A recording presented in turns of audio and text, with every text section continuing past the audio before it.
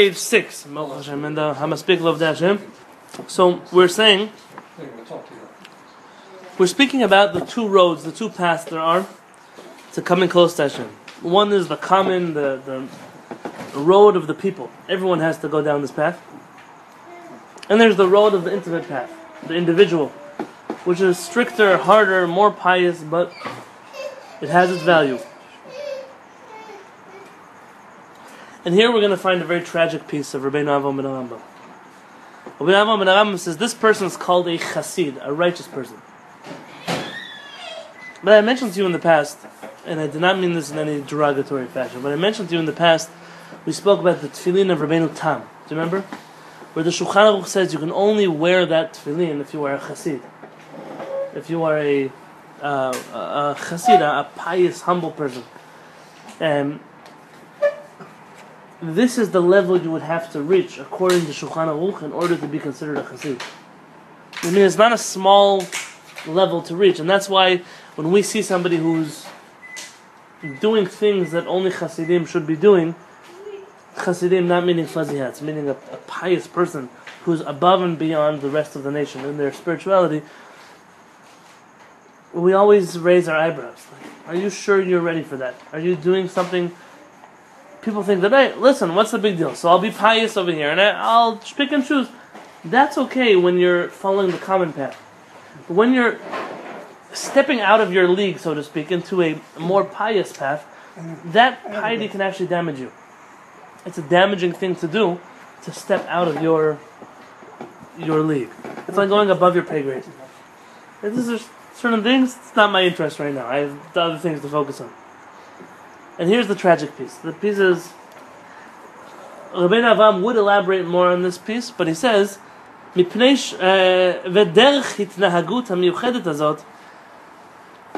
way to know more about this level, we mentioned to you already in the first chapters,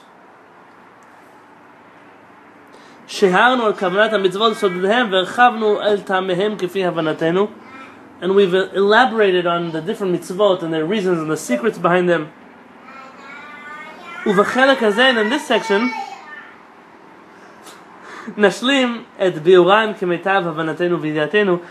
we'll complete the discussion of the mitzvot and their secrets and their reasons behind them.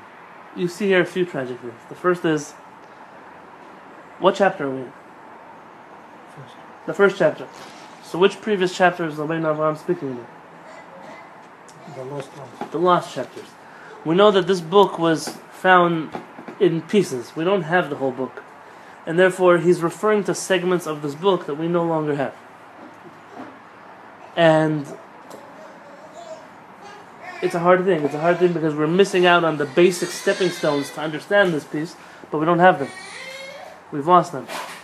It goes into what I was telling you about yesterday. Remember Rabbi Yaakov Meir? I spoke about him, that his whole handwritten notes were burned. It's a loss. It's a loss that will never be able to be replaced because we don't have them anymore. It's not that there's a copy in some library somewhere. There's nothing to be said about them. Here, Rabbeinu Avraham spent details, every mitzvah, why, how, what's the reason, what's the secret behind it. Imagine if we had that kind of literature. It's an incredible thing that we lost. You should. I was just recently learning a halakha. I want to tell you which halakha.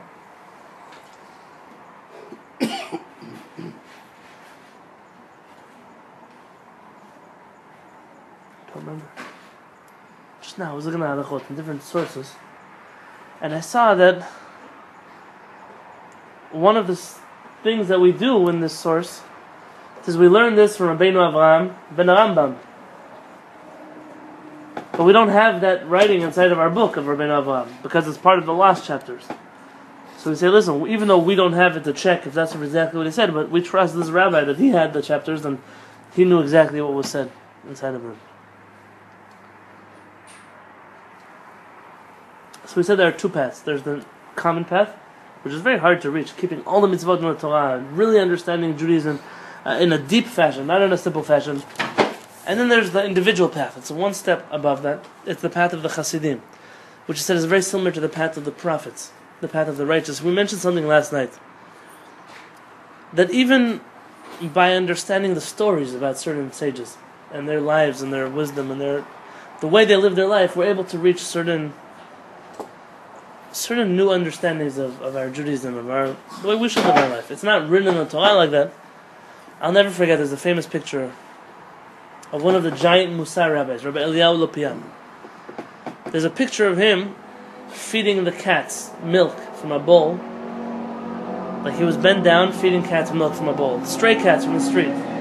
He would always give the cats by his front door what to eat before he went to eat. And so what does that picture even mean? Is that halakha? You have to go find the stray cats and give them food? No. But it shows you the sensitivity of a great human being. He knew that there were animals that weren't his, but they were on his property. That how could he sit down at the table and eat when they didn't have what to eat? And we don't have a picture of him sitting and learning over a Gemara. We have a picture of him bending down to give animals something to eat. And that image always sticks out in my mind. You know, when you see a picture of the Lubavitcher Rebbe stopping and speaking to a little child, many pictures like this, not one or two, you have many of them. Does it say in the Torah that the great rabbis need to stop everything they're doing to speak to a little child? No, it doesn't need to say that. Somebody and give them, and somebody who's that great would stop and actually do that thing. And therefore, to study about such people's lives is also an important thing. The biographies of tzaddikim are a very important thing to read. The stories of tzaddikim, the stories of the righteous, the stories of our sages.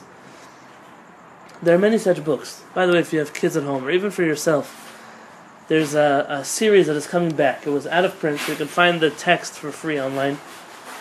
But I saw them reprinting at least the first volume, first out of 5. It's called Our Sages Showed the Way. Kol Asu Chachamenu in Hebrew. Our Sages Showed the Way. Terrific book for kids. I grew up in these books. All the stories from the Talmud about different rabbis and the message for your life. In very nice English, very easy to read. Some pictures, things like that. To live up to these great people. I was by the Kehillat Rebbe in Israel.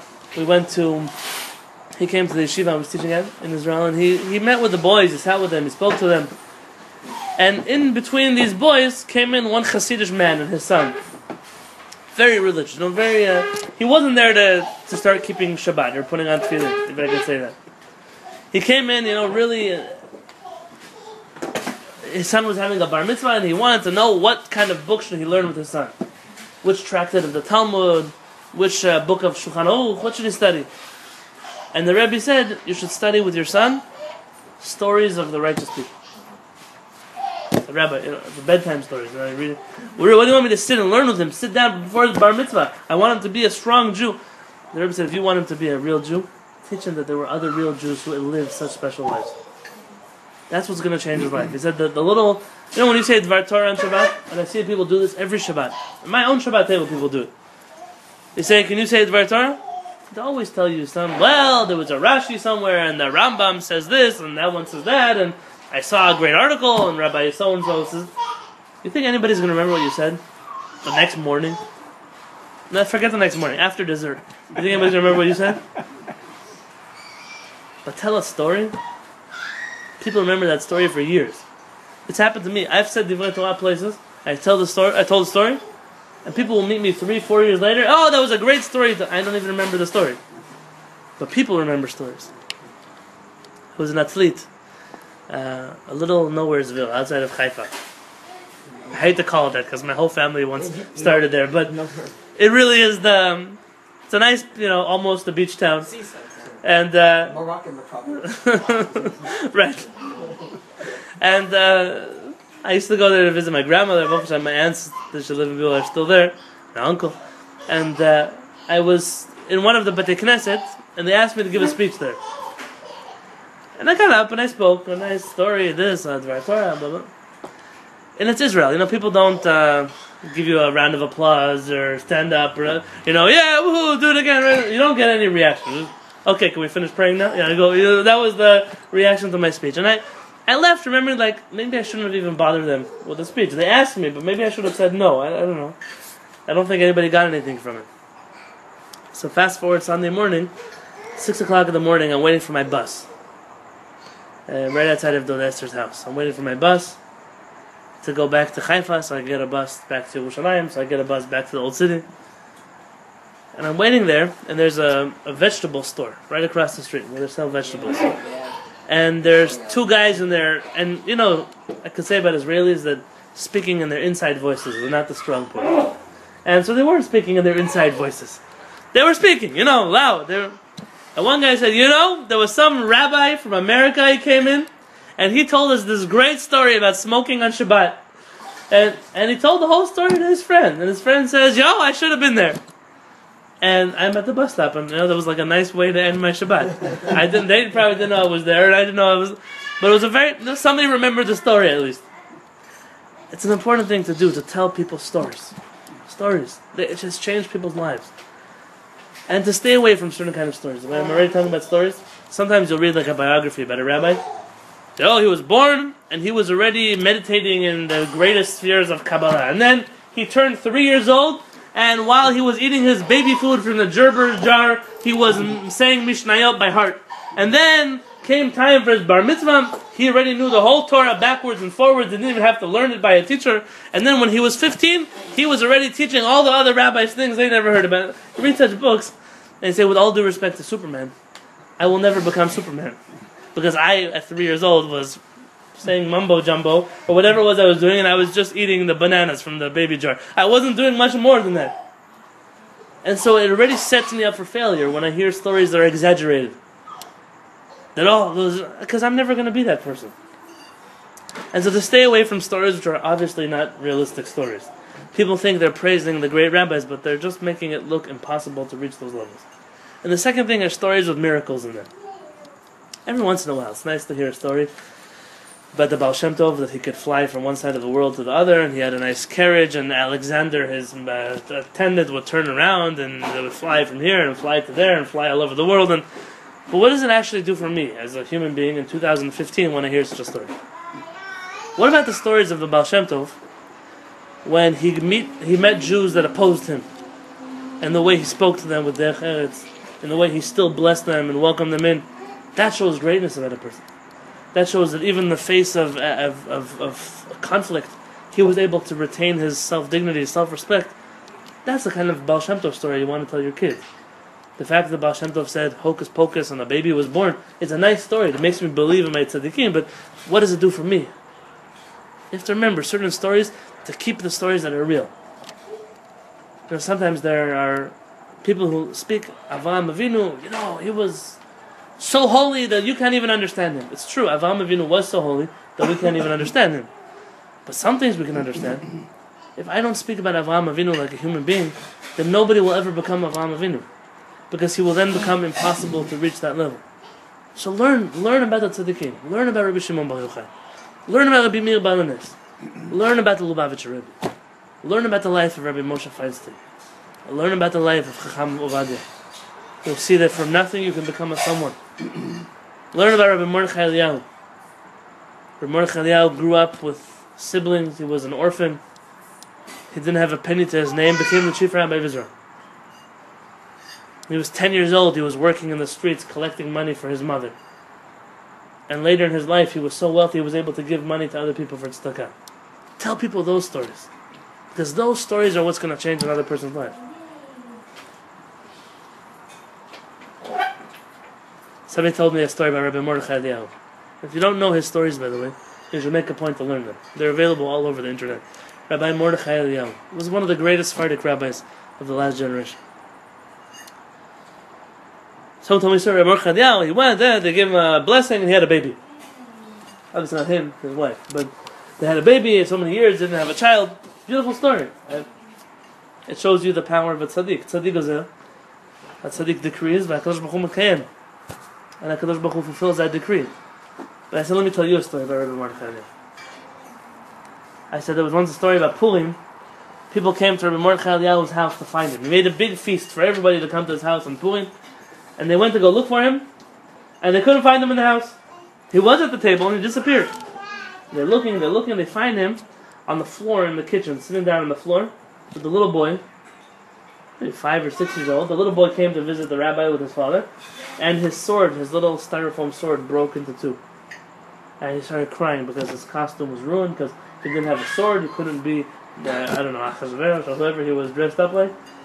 And so Rabbi Mordechai Halevy left the table, and all the guests, and the rabbis, and the chief rabbis, and the prime minister, whoever else was at this meal, and he went to the kitchen, he sat on the floor with some super glue, and he glued back his little boy's sword. Tell people those kind of stories. Tell people stories about the tzaddikim and how human they were. How learning Torah will bring you to levels of refinement that nothing else in the world can make you reach.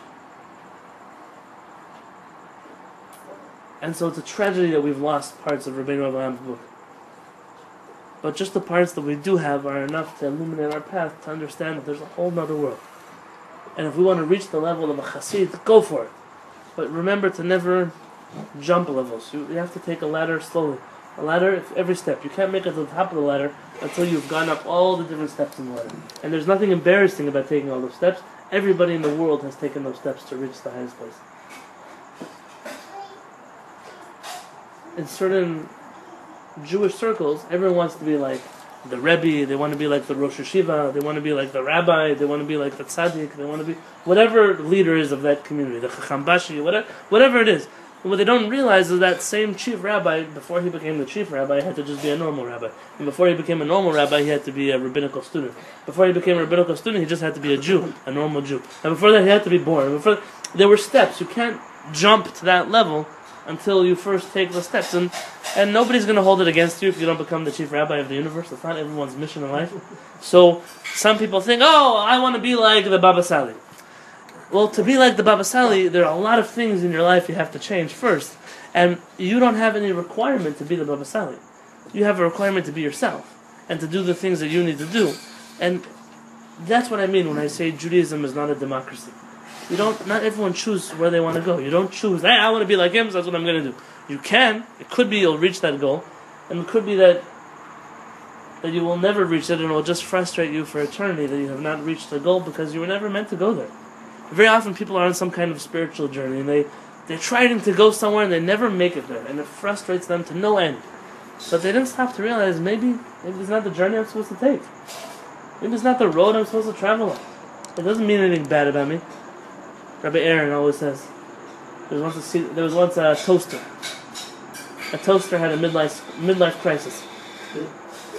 And decided, his whole life he's been making toast and he's not so great at making toast. It doesn't do it for him. He wants to be something bigger than a toaster. He says, that thing on the counter sitting next to me, that CD player, I just always wanted to be a CD player. Maybe that's what I should be. And so what does the toaster do? He puts a CD inside of himself and turns himself on, and he doesn't make any music. He just burns plastic. And he gets so frustrated. How do you mean? I just got to learn. I've got to learn how to be a good CD player. And his whole life he spends trying to become the best CD player. He doesn't realize that if he just woke up and understood that he was a toaster, then he would finally, that's what I'm supposed to be. The greatest peace, the tranquility of mind that you can reach will only be when you know who you are. And knowing who you are, that's what our rabbis tell us in Pirkei Avot. One of the 48 ways to acquire the Torah is Hamakir et mekomo. He who knows his place. What does it mean knows his place? His level. Right? I know where I'm at. We all have our levels, we all have our goals, our destinies. And when I know my place, that's the first step to really understanding Torah, to acquiring Torah. I think one has to overcome one's perceptions of what we consider to be quote-unquote religious. Like when I was a kid, I first had to overcome the God in the sky and the lightning bolts throwing down bolts at the sinners and zapping them out. And reading works like Chaim Luzato's, it's like you see words like zeal and, purity and this and that. All I could see were like really uptight people, long black coats with angry faces and, never bathing, getting over those images of over-religiosity. Well, we're all born in different places where religious, you're right, means something. It means a certain look or a certain attitude or what kind of food you eat or what you don't do or what you do or whatever it is. There's a Mekubal in Ramat Gan. A Mekubal, I mentioned to you before, I've never studied his books. I don't know, I just know that him and Rabbi Mordechai Halevy were very close. So it must be he's a real Kabbalist. Very old man. And you'll see a picture of him. He wears like a blue button-down shirt with a little beret on his head. No beard, no mustache, no normal pelt, doesn't wear any special coats or jackets or fuzzy hats or whatever it is. He's one of the greatest Kabbalists alive today. His name is the Chalban, the milkman. There was a group of Kabbalists, about 5 or 6 Kabbalists, that were all students of a certain Kabbalist in Jerusalem back in the day, and he demanded from them that they hide their identities behind simple trades. One was a milkman, one was an electrician, one was a grocer, and these 5 or 6 would learn together every night. No, this was actually not in Jerusalem anymore. This was in Bnei Brak. And you'll find that he's today's, like they've discovered, he's one of the greatest, he was the one who eulogized Rabbi Mordechai at his funeral. But you'll see him, and he doesn't look like what you would perceive a Kabbalist or a rabbi to be, because that's not what Hashem is asking for. Hashem is asking you to reach levels of purity, like you mentioned, and holiness, but it doesn't mean what you might imagine in your head those words mean. It means what Hashem really means. In general, I like to not speak for God. Some rabbis like to. God wants you. I don't know. He didn't tell me, so I can't. I can't be his messenger if he didn't get the message. I'd rather not presume and just. We have a Torah. Clearly, that's what he wanted us to follow. The rest, I don't know. You break your head about it.